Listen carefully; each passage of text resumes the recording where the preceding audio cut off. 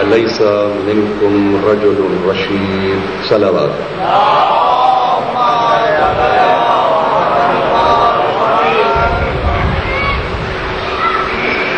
اذان محترم، ہم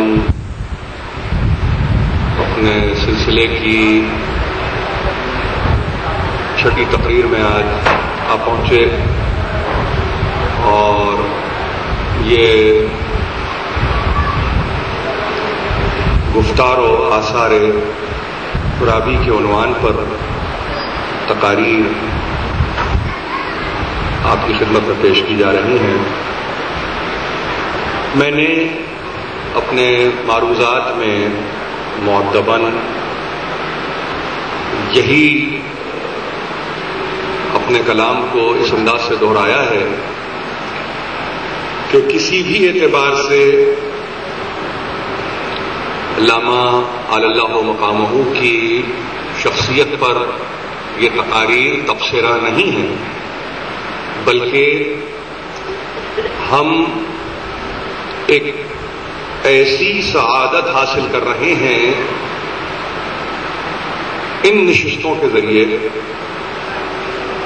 کہ جس میں کوشش اس امر کی جا رہی ہے کہ جو کچھ انہوں نے اپنے مضمون کچھ اپنے متعلق میں لکھا اس کو میں بیان کر رہا ہوں، پڑھ رہا ہوں. ہاں، جا بجا کچھ ایسے نام آ جاتے ہیں علماء کے، ان کے اساتذہ کے، کہ جن کی نہ صرف یہ کہ ذرا سی انٹرو کی ضرورت ہوتی ہے، بلکہ ہمارے نوجوان سننے والوں کو بتانا بھی مقصود ہوتا ہے کہ سمجھیں اور انہیں بھی پہچانیں. کسی بھی شخصیت کی تعمیر میں بڑے انفلوئنسز کار فرما ہوتے ہیں. کہیں بہت بڑا اثر زمانے کا ہوتا ہے، کہیں بہت بڑا اثر کسی استاد کا ہوتا ہے، کہیں یوں سمجھ لیجئے کہ اساتذہ کا مجموعہ ہوتا ہے جو انسان پر اپنا اثر ڈالتا ہے. آپ علامہ کی تحریر کو مجھ سے مسلسل سن رہے ہیں، خود آپ اندازہ لگائیں گے اور خود آپ اس نتیجے تک پہنچیں گے وہ کیا عوامل تھے جنہوں نے علامہ کو اس منصب پہ فائز کیا کہ جس کے بعد وہ عالم تمام میں خطیب عالم اسلام کہلائے گئے. میں نے اپنے کلام کو کل جہاں ختم کیا تھا وہ ان کا جواب شکوہ تھا جو علامہ اقبال کے شکوے کے جواب میں لکھا گیا تھا، اور جیسا کہ میں نے ان کی تحریر ہی سے آپ کو بتایا کہ جس میں فرماتے ہیں کہ میں ابھی یونیورسٹی میں ہی تھا اور یہ وہ زمانہ ہے کہ جب میں نے شکوے کا جواب ان کی خدمت میں پیش کیا ہے. تو اس کا مطلب یہ ہے کہ طالب علمی کا دور تھا، اپنے mid 20s میں تھے، اور جس کے متعلق علامہ مرحوم نے کہا ہے کہ اس کو انہوں نے مفصل پڑھا اور دوسری ملاقات میں بے انتہا تعریف کی. اس کے بعد اقبال سے اکثر ملاقاتیں رہیں اور بعض مرتبہ طویل گفتگو کے مواقع آئے جس پر گفتگو لا حاصل ہے. یہ ظاہر کہ کل میں نے اپنی تقریر کو یعنی مضمون کے تعلق سے یہاں ختم کرنے کے بعد میں نے اس جواب شفا کو آپ کی خدمت میں پیش کیا. 28 بند تھے جو میں نے آپ کی خدمت میں پیش کیے. تیزی سے مجھے پڑھنا پڑا اور میں یہ بھی جانتا ہوں کہ مشکل ہوتا ہے اب اس طرح کی چیزوں کو عامت الناس میں پڑھنا، اس لیے کہ ایک ایک لفظ تشریح طلب ہوتا ہے. لیکن بہرحال ایک بھروسہ کہہ لیجیے، ایک ہمت کہہ لیجیے مجھے ہوتی ہے میرے بزرگوں سے جو یہاں تشریف فرما ہے. کل کی گفتگو کو اور اپنی کل کی تقریر کو مسلسل کرتے ہوئے انہی کے مضمون کو آگے بڑھاتا ہوں. میری زندگی کا سیاسی دور مجلس اتحاد المسلمین کی رکنیت عاملہ اور حلقہ الف کی صدارت سے شروع ہوا۔ بہادر ارجن مرحوم صدر اتحاد المسلمین تھے۔ انہوں نے شیعہ نمائندے کی حیثیت سے میرا انتخاب مجلس عاملہ کے لیے کیا، اور پھر آل انڈیا اسٹیٹس مسلم لیگ کی ورکنگ کمیٹی میں قائد اعظم مرحوم محمد علی جناح کے حزب ایمان شامل ہو گیا۔ کشمیر سے لے کر ٹراونکور تک میں نے ہر اسٹیٹ میں مسلسل تقاریر کی ہیں اور مسلم لیگ کی تنظیم کا کام کیا اور اس کی شاخیں قائم کی۔ اسی دوران میں نے ہندوستان کی 600 ریاستوں کے اخبارات اور رسائل جو میری نگرانی میں دے دیے گئے تھے، میں نے اس ذمہ داری کو بھی نبھایا۔ جناب محمود الحسن صاحب ناگپوری میرے سیکریٹری تھے۔ ظاہر بھی نام آ رہے ہیں اور ان کی وضاحت کرنا بڑا مشکل ہو جاتا ہے، لیکن بہرحال یہ بڑی اہم بات ہے کہ 600 ریاستوں کے اخبارات و رسائل ان کی نگرانی میں رہے، اور محمود الحسن ناگپوری میرے سیکریٹری تھے۔ قائد اعظم اور قائد ملت سے اس سلسلے میں مختلف اوقات میں کبھی دہلی اور کبھی بمبئی میں طویل ملاقاتیں اور طویل مباحث رہے۔ اس پیرے کو ختم کرنے کے بعد انہوں نے یہ کہا 1930 سے، اب اگر 1930 سن ہے تو یاد رکھیے یعنی عمر ہے علامہ کی 30 برس، 1908 سے 1930 30 برس۔ 1930 سے میں نے محفل خراسان بمبئی میں مجالس شروع کی۔ میں عراق میں تھا کہ احمد سلیمان جمانی مرحوم کا تار ملا، جس میں انہوں نے محرم کی دعوت دی تھی۔ واپسی میں بمبئی میں محرم کے لیے ٹھہر گیا، اور پھر 11 سال تک بمبئی میں محفل شاہ خراسان میں نے مختلف عنوانوں پر تقریریں کی، یعنی سن 38 سے لے کے اب بات کہاں تک آ گئی؟ سن 49 تک آ گئی۔ تقسیم ہند و پاکستان، اب انہوں نے ظاہر ہے کہ اس کو لکھنے کے بعد باقاعدہ کولن لگایا ہے، تو اس کا مطلب یہ ہے کہ اب یہ دوسرا دور شروع ہوا، تقسیم ہند و پاک۔ 1947 میں تقسیم کے فوراً بعد قائد اعظم کے حکم کی بنا پر میں کراچی پہنچا۔ کینٹونمنٹ اسٹیشن کے متصل کارلٹن ہوٹل میں قیام کیا۔ کسی اور موقع پر انہوں نے یہ کہا ہے کہ یہ ٹھہرانے کا انتظام خود قائد اعظم محمد علی جناح نے کیا تھا۔ یہاں فرماتے ہیں کہ کارلٹن ہوٹل میں قیام کیا، یہی میں نے حضرت امیر المومنین علیہ الصلاۃ والسلام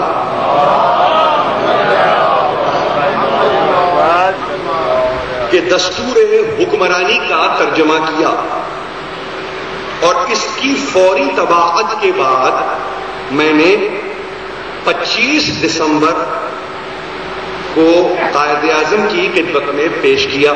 ظاہر ہے کہ یہ ولادت کا دن ہے خود قائد اعظم کی، تو اس دن کو ظاہر ہے کہ پسند کیا آپ نے۔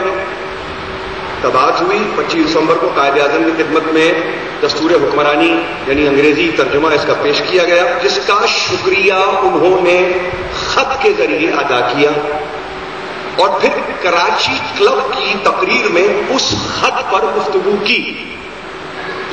ہر سال اس کتاب کو ہزاروں کی تعداد میں مفت تقسیم کیا جاتا رہا۔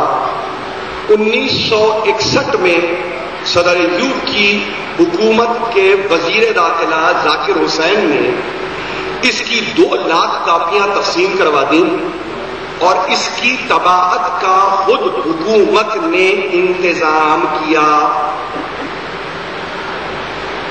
1949 کے اگست میں، ظاہر ہے کہ یہ سن 47 ہے، 48 میں پھر آپ جاتے ہیں، 49 کی اگست میں پھر کراچی پہنچتے ہیں، تو اس کا تذکرہ کرتے ہیں کہ 49 کے اگست میں کراچی پہنچا، اور تقریباً تمام وقت جو کراچی میں گزرا اسی فکر میں صرف ہوا کہ کسی نہ کسی صورت مسلمانوں کو بیدار رکھا جائے۔ لیکن پاکستان میں آنے کے بعد چونکہ میں سیاست سے کنارہ کش ہو چکا تھا، اس لیے یہ فکر کہ مسلمان بیدار رہے خالص مذہبی صورت لیے ہوئے تھی۔ اب اس سے آپ کو اس پرسنالٹی کو اسس کرنے میں کتنی آسانی ہو جاتی ہے کہ وہ شخصیت کہ جو پری پارٹیشن اپنے آپ کو مسلسل اس امر کے لیے آمادہ کر رہی ہے کہ مسلمان کو یا مسلمانوں کو ایک پلیٹ فارم سے بیدار رکھا جائے، وہی شخصیت اب جب مہاجرت اختیار کرتی ہے تو کتنا عرصہ قبل انہوں نے اس ملک کے، یعنی کہ اگر میں کہوں آپ کو کہ انسیپشن ہی پر انہوں نے یہ طے کر لیا کہ یہاں دور تک اور دیر تک سیاست میں شامل رہنا مناسب نہیں ہے۔ ظاہر ہے کہ دانا انسان اپنے آپ کو اس وقت کے لیے اٹھا نہیں رکھتا کہ جب مصیبت اس پہ آن پڑے، بلکہ وہ اپنے آپ کو آمادہ اس وقت کرتا ہے کہ جب وہ طوفان کے آثار کو خود دیکھ لیتا ہے۔ انہوں نے آغاز ہی میں یہ طے کر لیا کہ سیاست بے معنی ہے، لیکن اب اگر سیاست کے کوئی معنی ہے تو وہ ایک ہی صورت میں ہے کہ جس میں اگر مسلمان مذہبی بیداری چاہتا ہے تو اس کی رہنمائی کے لیے وہ ہم وقت تیار رہے۔ یہاں بیٹھے ہوئے صاحبان فکر و نظر سب بہتر جانتے ہیں کہ جو انہوں نے ابتدا میں طے کیا اس پر انتہا تک وہ قائم رہے۔ درمیان میں کبھی ایسا نہیں ہوا کہ کہیں کوئی یہ کہہ سکے کہ ایک وقت تھا کہ انہوں نے فلاں سیاسی جماعت جوائن کرنی تھی، نہیں، بالکل نہیں۔ ان کی آواز ایک ایسی آواز تھی کہ جس کے نتیجے میں آج بھی ان کا سننے والا، چاہنے والا، ان کے گفتار پر عمل کرنے والا سب ہی بہتر جانتے ہیں کہ اس آواز میں قوت کی وجہ فقط ایک تھی، اور وہ یہ تھی کہ وہ ذاتی منفعت سے بالا تر ہو کر امت کے مفاد کو سامنے رکھ کر گفتگو کیا کرتے تھے۔ آج کا مسئلہ اتنا بڑا مسئلہ جسے یقیناً میگنیفائی بھی کیا جاتا ہے اور اس تعلق سے بڑی یوں سمجھیے کہ assumptions اور بہت تخمینے قائم کیے جاتے ہیں۔ فرق صرف یہ ہے کہ اب ہم ایک ایسی آواز کے لیے تڑپ رہے ہیں جو بکی ہوئی نہ ہو۔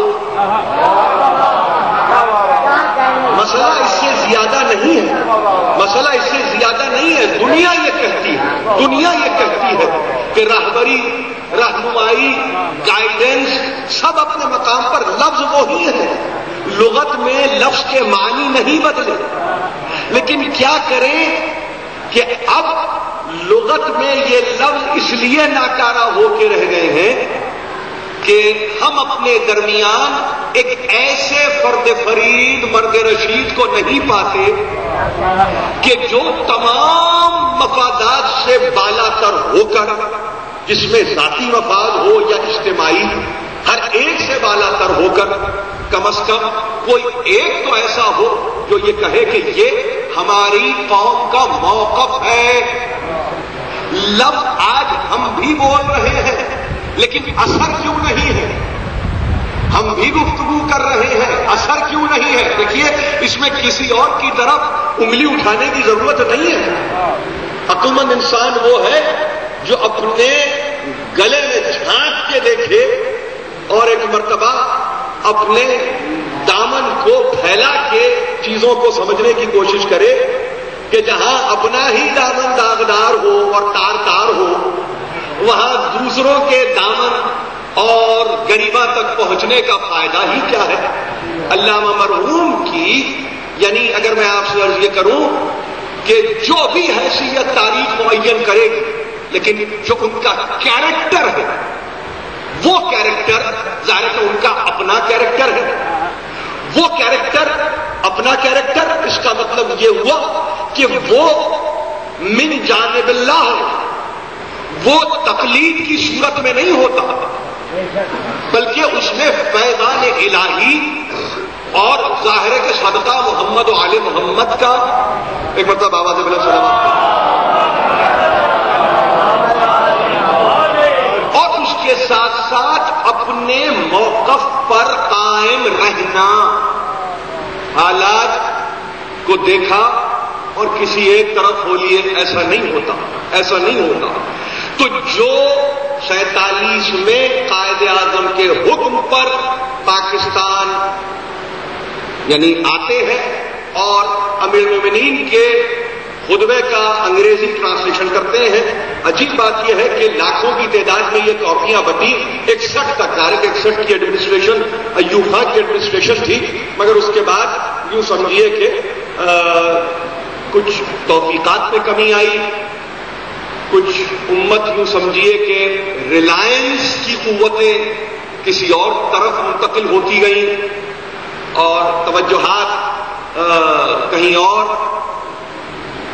منعکس ہوئے، لیکن نتیجے میں یہ ہوا کہ ہم اپنے اصل سے محروم ہو گئے۔ اس میں سے میں اس نوٹ کو پڑھنا چاہتا ہوں اور اس کے بعد 2 باتیں کروں گا اور آگے بڑھ جاؤں گا، اور ظاہر ہے کہ آج کا دن میرے سامنے ہے۔ فرماتے ہیں اپنے نوٹ میں، انگریزی نوٹ ہے، ذرا سن لیجیے، اور علامہ کا تحریر کیا ہوا، حضرت علی the great Caliph of Islam and the first in the line of Imamat, apart from his abiding contribution to spiritual thought, is known to the Arabic world as a great jurist and a man of letters. According to the historian Masudi, Murawwij az-Zahab, اب حوالہ دیا انہوں نے مسعودی کا، volume 2, page 33, Hazrat Ali is credited with not less than 480 treatises, lectures and epistles on a variety of subjects dealing with philosophy, religion, law and politics, as collected by Zayd ibn Wahb Jahmi in the Imam's own lifetime.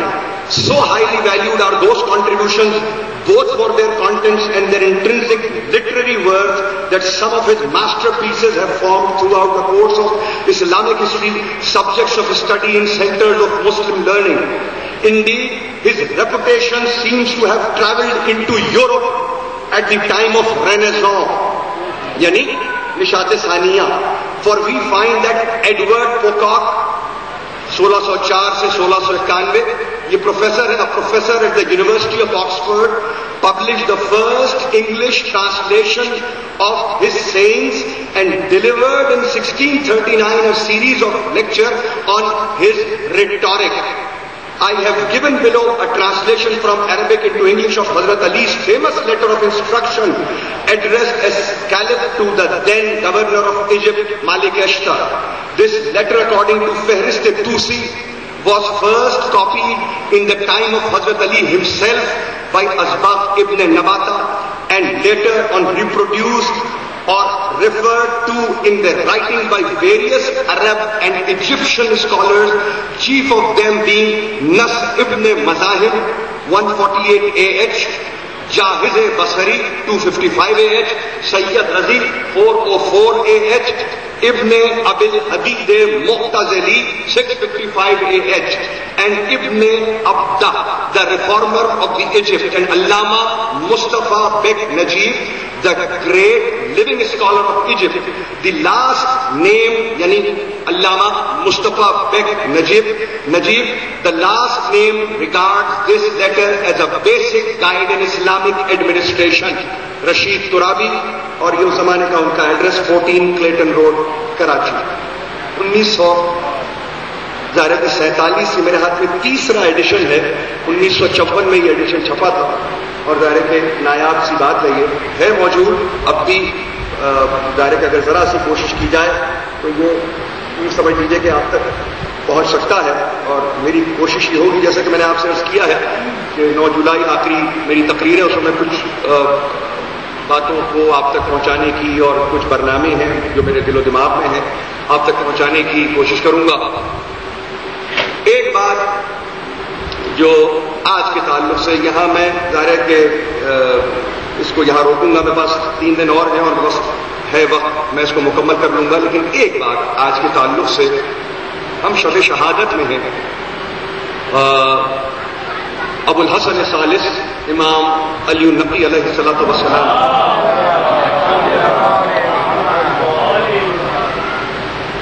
اصلاً تو ظاہر ہے کہ یہ وقت مجلس کا ہے، لیکن چونکہ ہمارے پروگرام میں اس ذکر کو باقی رہنا تھا تو میں نے اس کو تو آپ کی خدمت میں اس انداز سے پہنچایا، مگر اس کے ساتھ ساتھ معصوم کا اگر میں تذکرہ نہ کروں تو یہ نشست کہ نہ کوئی معنی ہے اور نہ ہی یہ مکمل ہوتی ہے. علامہ کی ساری زندگی ان کے اپنے تذکرے سے نہیں ہے، ان کے تذکرے سے نہیں ہے. وہ اس در کی خدمت میں انہوں نے اپنے آپ کو بطور ان کے انہوں نے تحلیل کر لیا.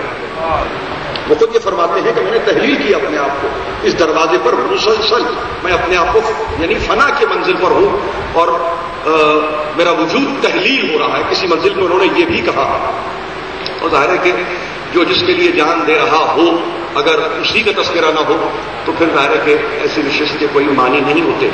دیکھیے خود میں اگر علامہ کی ایک تقریر کلمہ طیبہ کا اقتباس منوان تو نہیں دہرا سکتا، مگر آپ کی خدمت میں پیش کی دیتا ہوں.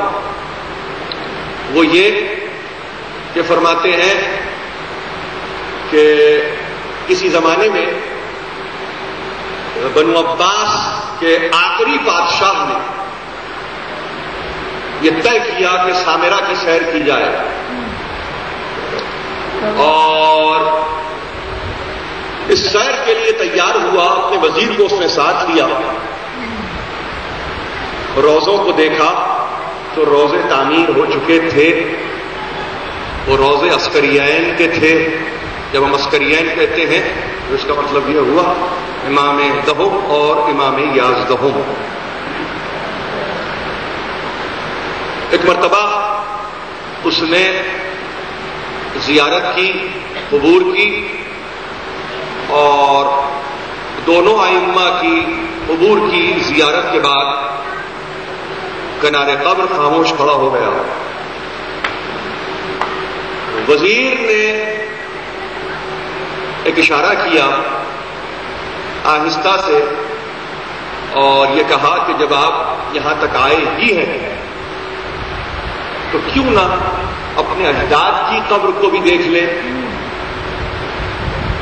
جو ان روزوں سے پیچھے ملحق ہیں. یہ سن کر بادشاہ نے قدم اٹھائے. اب جب اس مقام پر پہنچا کہ جو ائمہ کی قبور کی کے پیچھے تھے تو دیکھا کہ لقدق میدان ہے، کچھ ٹیلے ہیں، اور وہ ٹیلے یعنی آثار قبر کی صورت میں تو نمایاں تھے، مگر حیرانی سی حیرانی یہ تھی کہ وہاں پر نہ کوئی فاتحہ پڑھنے والا، نہ کوئی وہاں پہ بیٹھنے والا، بلکہ دیکھا تو عجیب منظر دیکھا کہ کچھ جانور ہیں جو لوٹ رہے ہیں.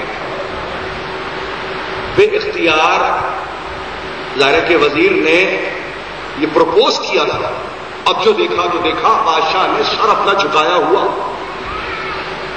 وزیر نے ہاتھوں کو باندھ کر دست بستہ یہ کہا کہ سرکار یہیں متوکل دفن ہے، یہیں معتمد دفن ہے، یہیں آپ کے ابوجد دفن ہیں، یہیں پہ پوری یوں سمجھیے کہ آل جسے بنو عباس کہتے ہیں دفن ہے.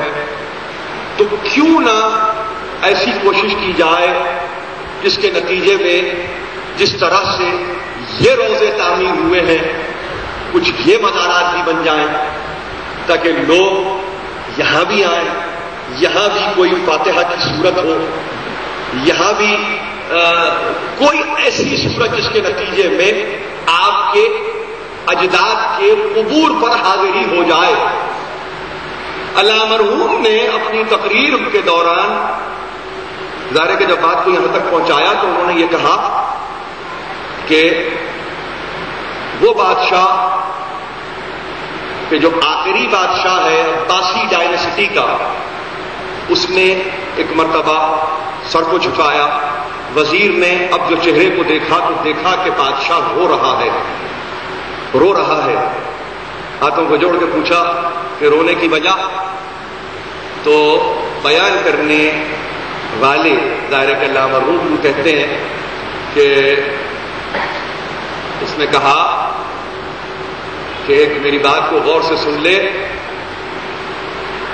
آل محمد کی قبور اور ان کی زیارت یہ فیضان خداوندی کا نتیجہ ہے، یہ عظمت خداوندی ہے، یہ انسان کے کسی عمل کا نتیجہ نہیں ہے.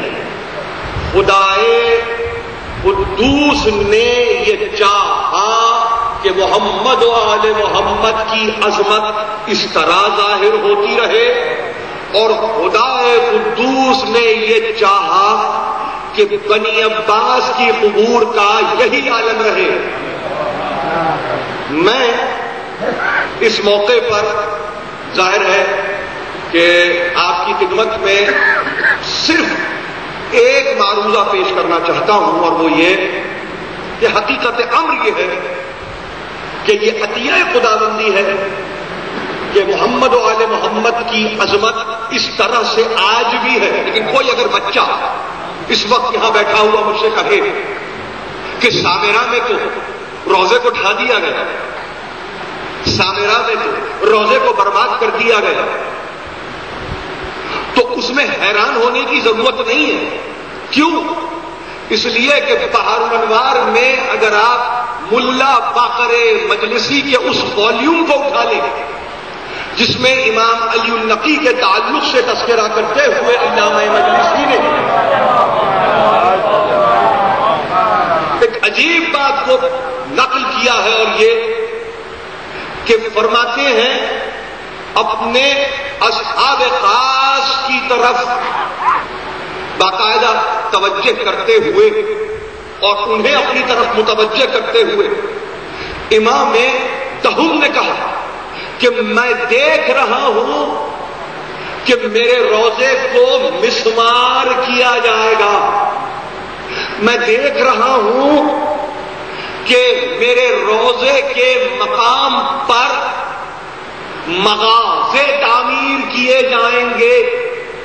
لیکن اس کا یہ مطلب ہرگز نہیں ہے کہ ہماری قبر مرجع خلائق نہ ہوگی. یاد رکھو، ہم مرجع خلائق، ہماری قبور مرجع خلائق، اور اس سے بڑھ کر یہ کہ مومن کے دل میں ہماری قبر ہے، مومن کے دل میں کہیں اور نہیں ہے. تو دنیا فقط ظاہر پر نظر نہ رکھے اور فیصلہ نہ کرے کہ جو آج ہو گیا بس وہ ہو گیا. نہیں، ایک زمانہ ہے جس سے آپ گزر رہے ہیں. ہاں، ہم پر لازم ہے کہ ہم اس آواز کو بلند کریں جس کے نتیجے میں یہ آواز کسی خود ساختہ حکمران تک نہیں بلکہ آسمان کی ان وسعتوں تک چلی جائے کہ جہاں خداوند علی اعلیٰ اس فریاد کو سنے کہ پالنے والے یہ وہ ہستیاں ہیں کہ جن پر درود و سلام کو تم نے واجب کیا ہے. پالنے والے، واسطہ تجھے محمد، واسطہ تجھے ان کی اولاد کا کہ دشمنوں کے شر سے ان کے قبور کو محفوظ فرما. دشمنوں کے شر سے ان کے قبور کو نہ صرف یہ کہ محفوظ فرما بلکہ دشمنوں کے شر سے ان قبور پہ جانے والے زواروں کو بھی محفوظ فرما. پروردگار ہمیں کوئی غم نہ دے سوا ہمیں آل محمد کے. آج کی تاریخ میں صرف اتنا کہوں کہ اپنے گھر جائیے اور زیارت جامعہ کی اگر آپ تلاوت کر سکیں تو ضرور کیجیے، اس لیے کہ یہ زیارت جامعہ ہے جسے شیخ صدوق نے من لا یحضرہ الفقیہ میں اور شیخ طوسی نے تہذیب و استفسار میں نقل کیا ہے. اور اس کے متعلق ایک بات اور یاد رکھیے، ہمارے وقت کے اور ہمارے دور کے فرزدق قائم رضا نسیم امروہوی شاعر اہل ابا نے اپنے مرثیے میں جو علامہ کی رحلت کے بعد انہوں نے لکھا ہے، خاص طور پر انہوں نے کہا یہ ہے کہ زیارت جامعہ مستند زیارت ہے. مگر عجیب بات یہ تھی کہ 1300 برس سے اتنی مستند زیارت میں ایک راوی ہمیشہ کم نقل ہوتا رہا، ایک راوی کا تذکرہ کم کسی طرح سے پہنچتا رہا. اس راوی کو باقاعدہ تلاش کیا علامہ رشید ترابی علی اللہ مقامہ نے، اور اس کی سند کو مکمل کیا، جس کا ان کے ملنے والے اجازوں میں باقاعدہ مختلف مراجع نے تذکرہ کیا اور یہ کہا کہ آپ وہ نابغہ روزگار ہستی ہے کہ جس نے اسناد زیارت جامعہ جو براہ راست امام ابو الحسن ثالث علی النقی علیہ الصلوۃ والسلام سے منتہی ہے، اس کو ہم تک پہنچایا. تشکر پیش کیا ہے مراجع نے. میں آنے والی اپنی 3 تقاریر میں اس کا بھی تذکرہ کروں گا. آج کی حد تک اپنے نوجوانوں سے یہ کہ جب زیارت جامعہ پڑھ لیں تو ایک مرتبہ ایک سورہ فاتحہ سے علامہ مرحوم کو ضرور یاد کریں. وآخر دعوانا ان الحمدللہ رب العالمین. ایک مرتبہ سورہ فاتحہ علامہ مرحوم کے لیے.